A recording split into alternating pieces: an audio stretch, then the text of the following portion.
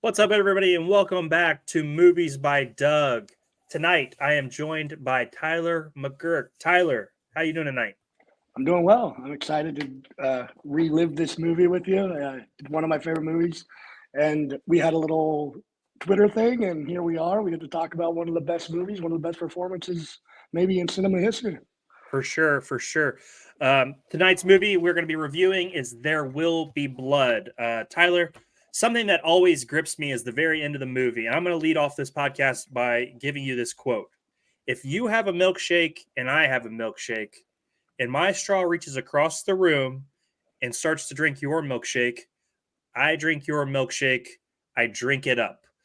The end of the movie, man, is so strong. You get to finally see Daniel put to bed the issues that he's had with Eli for the entire movie.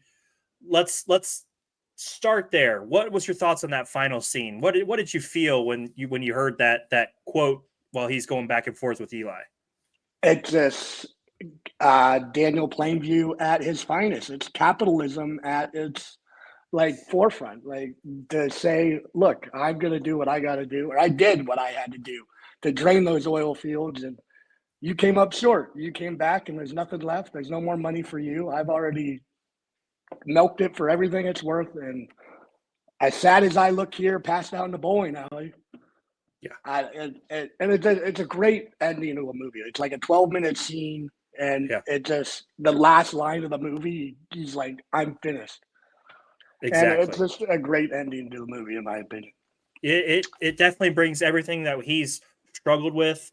Um, in my opinion, he loses HW for a second time, somewhat in my opinion in the movie, kind of his moral compass, because when he loses HW earlier in the movie, when he sends him away to California to get to work with the specialist on his hearing, he ends up breaking out and committing the first murder.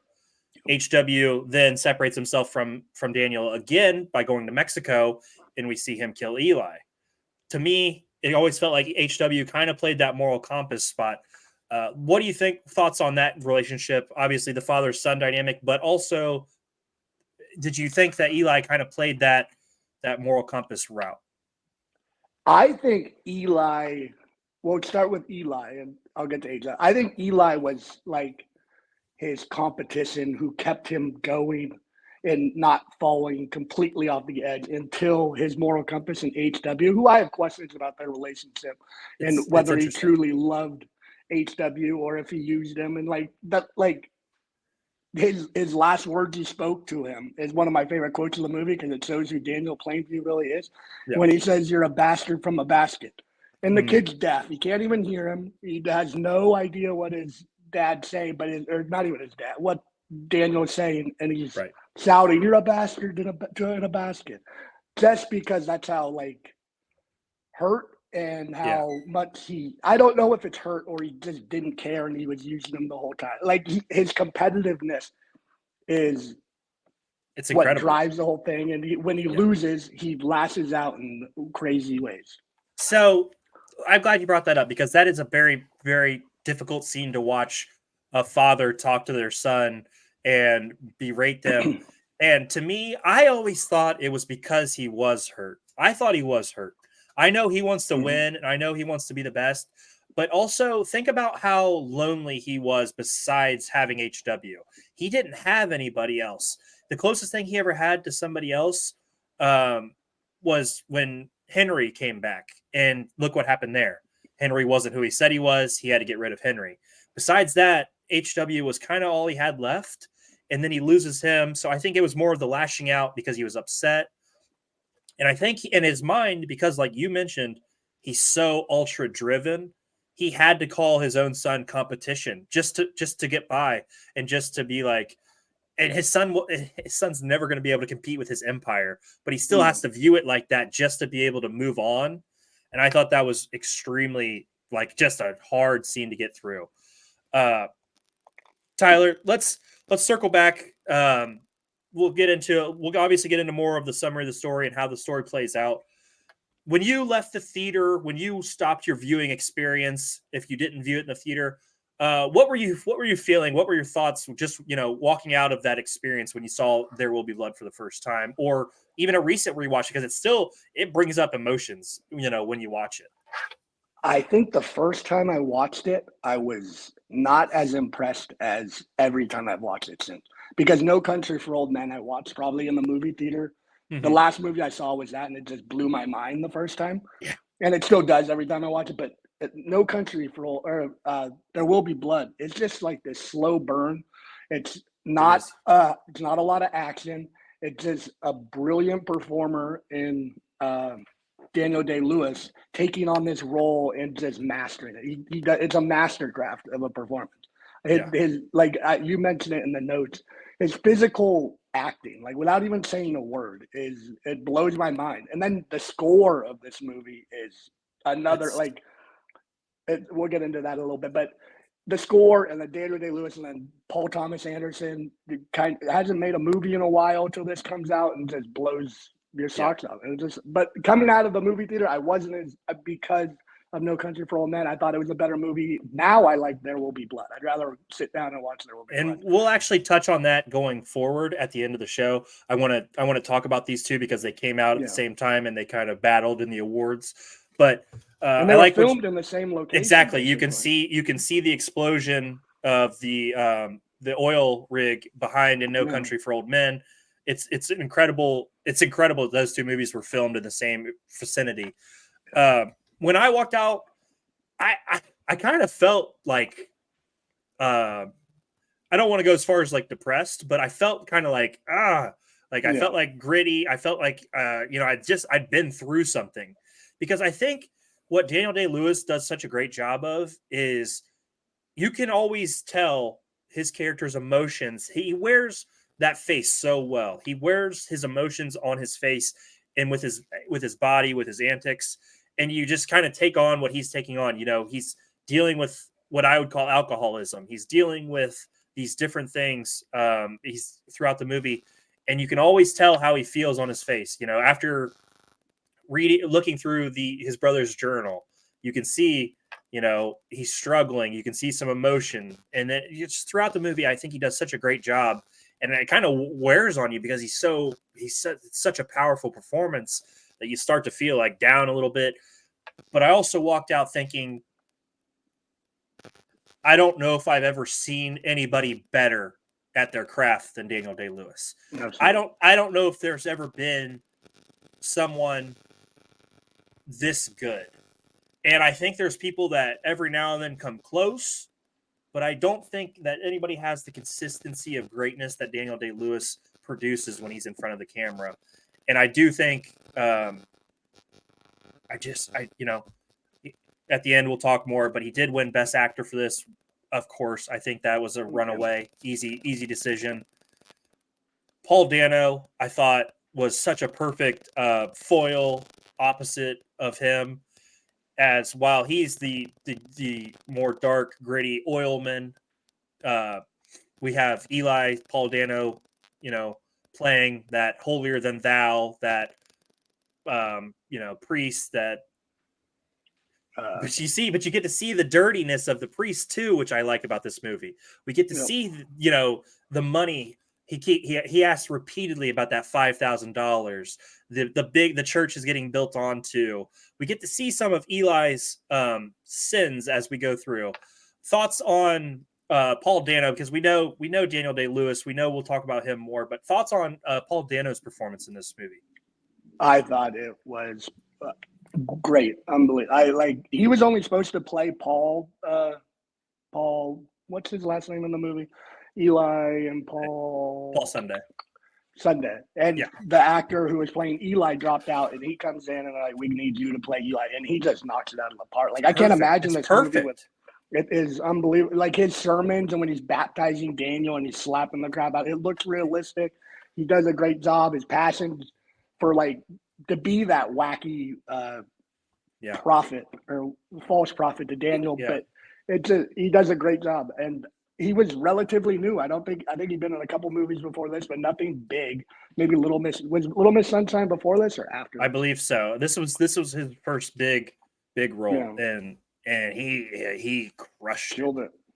I I'm did like. a big Paul Dano fan now. Like Oh from man, he's fantastic. Prisoners to the Riddler, everything he's in, I'm like, this guy's really good. And he's not like the normal looking actor, like the good looking, like Jake. They're like Heath Ledger. Like Yeah, he's like this doughy who can just act his ass off, and it's always good to be that. Like he's impressive. yeah, no, 100%. Paul Dano is one of my favorites. Also, uh, I'm glad you brought up that church scene where Daniel gets baptized, because in my mind I'm like, this isn't real, and I knew Daniel Plainview was playing the system, but then Paul Dano gets back at him for slapping him and putting him into the mud, because he's up there and he's Yeah. really laying it in thick with the I abandoned my son. I abandoned my son. It's so strong, man. As he keeps getting louder and louder, and then the slaps, just that there's just so many scenes that you could stand alone and pick out and be like, okay, this was probably the best scene of the movie. But then there's 3 scenes later, you're like, okay, well, maybe this is the best scene in the movie. Tyler, Before we let's leave that, yeah, no, before we leave that scene real quick, yeah. there's two brilliant parts of his last quote where he's like, "I got the pipeline." After like going Mm-hmm. through this whole thing he didn't want to do, and then he goes up and shakes Eli's hand, and the look on Eli's face is like, "Oh, f, what did Yes. I just do?" Do you have any guesses, like, or make something up in your head what he said to him? Like, he tells him he's going to bury him throughout the movie. So I'm thinking Oh maybe he man. says that. Like, I don't. It's I such a good little thing where they leave it for interpretation of what could be said there. But right. he said something like, "Oh man, They're in the corner of the church. He yeah, walks up, he kind of corners him in the corner, and he's shaking his hand. And you can see his mustache going up and down. You can see his mouth moving. I got to assume he told him at some point he's going to kill him. Because that would be that full circle at back to the end of the ending scene where he kills him with the yeah, pen, with the bowling pin. To me, I think it was right along the lines of "I will bury you," I something like that. I will kill you, and because you can see Paul Dano's facial expression change as he's speaking. Fantastic little detail in that scene. Thank you for bringing that up. If that's not your favorite scene, what is your favorite scene of this movie? I have two. One is the first 14 minutes where there's no speaking because the score and Yeah. Daniel Day Lewis's acting, like it's just unbelievable. And that when he breaks his leg, when Oh, he's mining for the silver, they could have made a movie from him breaking his leg, getting like, and then him having to get out of that hole and crawling and climbing. Like that could be a movie to where he comes back with the silver to pay for the beginning of the oil. Like that, and they could those that director. Can't think of it. Paul Paul Thomas Thomas Anderson. Anderson Yep. and Daniel Day Lewis could have made that movie. Like, and that's how riveting this script is. Like, they could skip a whole interesting part of how this all went down, and no one even thinks about it. Or very little people like come up with like, oh, that could have been an interesting Yeah. thing. Like, I don't know, but yeah. Okay, so I think I it's the think first scene you like the original mining scene where he finds the and the silver. explosion when HW goes deaf, and he like that's probably See, the this is what I'm going to pick right there. okay. I'm going to pick that scene, and it's our background for today for the Right. so to set the scene. Obviously, HW is looking into the well. He's obviously extremely interested in his father's business. He wants, it always seemed to me that he wanted to, learn how to be his father. And he's watching it, and a big gas bubble blows up, shoots him off. He lands on the thing, and then he loses his hearing. All the oil starts to pile out. Everything starts to pile out. The fire starts. He takes HW into one of the buildings, and he's sitting with him, and he tells him, "I'll be right back." But HW can't hear him, and he leaves, and he goes out, and he spends the entire night standing in front of the fire, just watching it. And that's where you can really see the most important thing to him. He's looking at the most important thing to him. It's the oil. It's always going to be the oil. No matter what happens, the oil is the most important thing to Daniel Plainview. And that scene to me just encapsulates that whole concept of this is my focus. and I thought it was a really strong scene. Michael Fletcher, the guy, his work associate, he asked Daniel where is HW, and he said I left him in there, and he doesn't really even give it a second thought. Yeah. He goes and takes care of HW, not the father. You can just you can see how important that oil is, and I think it's a really powerful scene. And I think what we talked about a little bit earlier is that ending scene where he's speaking to HW so poorly. I think it's that flashback that makes me believe that he did care. It's the flashback when HW and Mary are children, and you can see the interaction, and he kind of gives HW that hug. I think he cared a lot more than he let on, and I think he had to protect himself again. But that was just a circle back. Two really great scenes. I mean, we've talked about a couple different ones. Best performance. Let's talk about the category of best actor that year. We understand that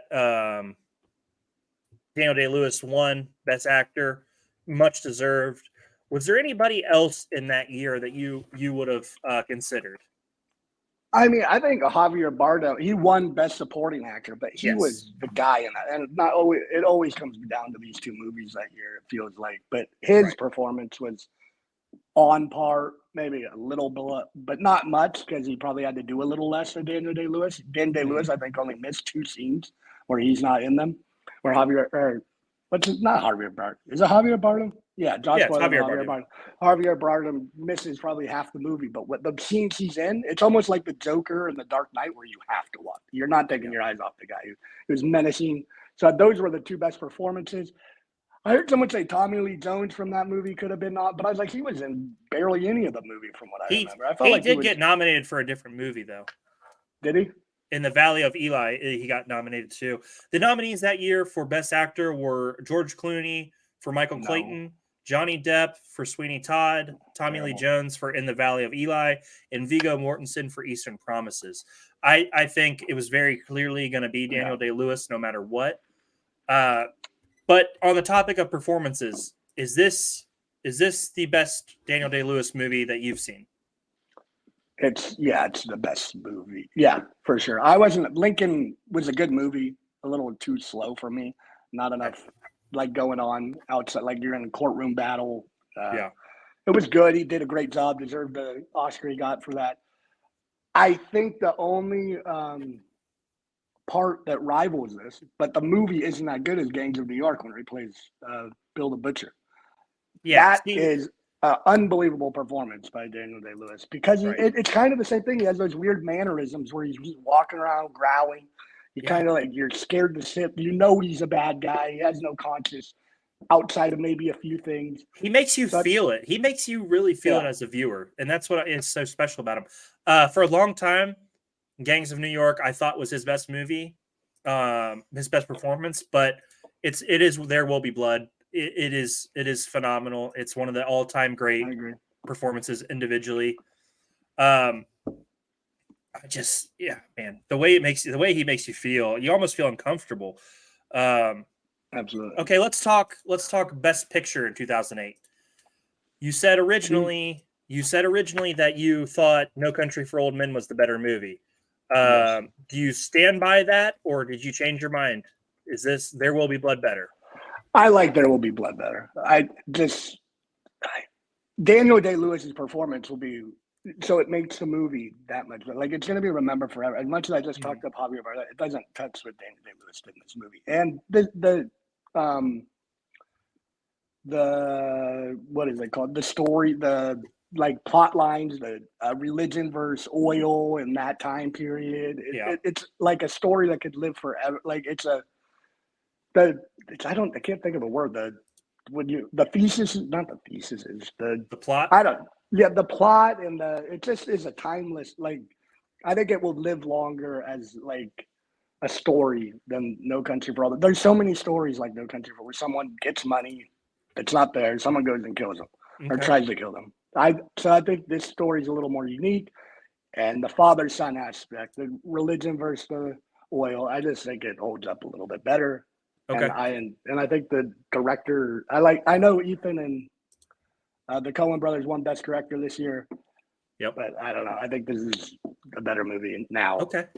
Interesting. I like it. I think we're really splitting hairs when we're talking about these two movies. Yeah, I would say they both deserve a best. Like any other year, I'd have no problem with No Country, or not any other, but 90% of years.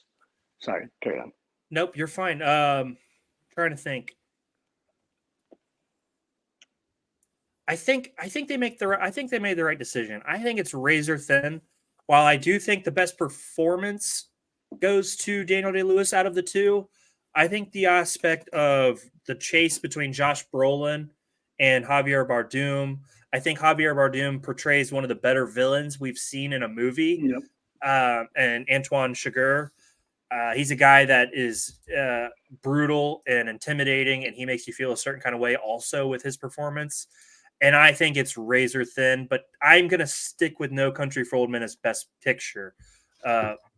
Really, just what a crazy year to be in competition with. Because there was also Atonement, Michael Clayton. I mean, this is a tough year for movies. But Did you see Michael Clayton? I did. I haven't watched it in a long time. I never thought it was that good, but maybe I need to rewatch it because I was younger then, and maybe I didn't get it the way I could now. Tyler, anything in the film that you think, any critiques, any criticisms of the film? There will be blood. It's a nitpick, but I wish Paul Sunday was a different actor, because the first time I watched it, I thought they were like pulling a fast one or trying to pull a fast one the whole time. Okay, so you thought I would have liked there to be two different actors that play the brothers, but now that I know and I've seen it multiple times, it's great. But the first time that kind of threw me off, where I was like, oh, they're pulling a fast one on him. But I think that's a fair one.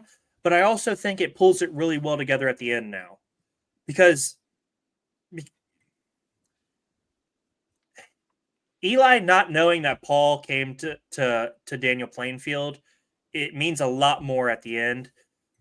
I think that's fair. I think that's fair. For a long time in that movie, I did think Eli was Paul, and I thought he was playing. I thought he was playing both sides and trying to confuse Daniel, and it never came around like that. It was just Paul, and Paul wanted to be an oil man himself. Because remember, at the end, he says he has his 3 wells now himself. Yeah, and it really came together. Do you think Paul's the only guy that Daniel ever treated fairly in a business situation? At least in the movie, like, did he treat him fairly? I mean, Paul's well off at least. Like, he's not dead or gotten beaten. So he pays. I think it was even. Well, but you got to think. I'm guessing Daniel made millions, and Paul only made 10,000. But Paul couldn't have done what Daniel wanted to do. That's true. So I would say overall fair, because he still made it and got 3 wells that are giving him $5,000 a week. Yeah. And that's an absurd amount of money in its own right. That's insane. That's a lot of money today. Right. That'd be crazy. So yeah, I think that's a fair one. In my opinion, I don't have. It's a nitpick for me. Nothing. I'm trying to think. I probably would have liked some level of resolution between Daniel and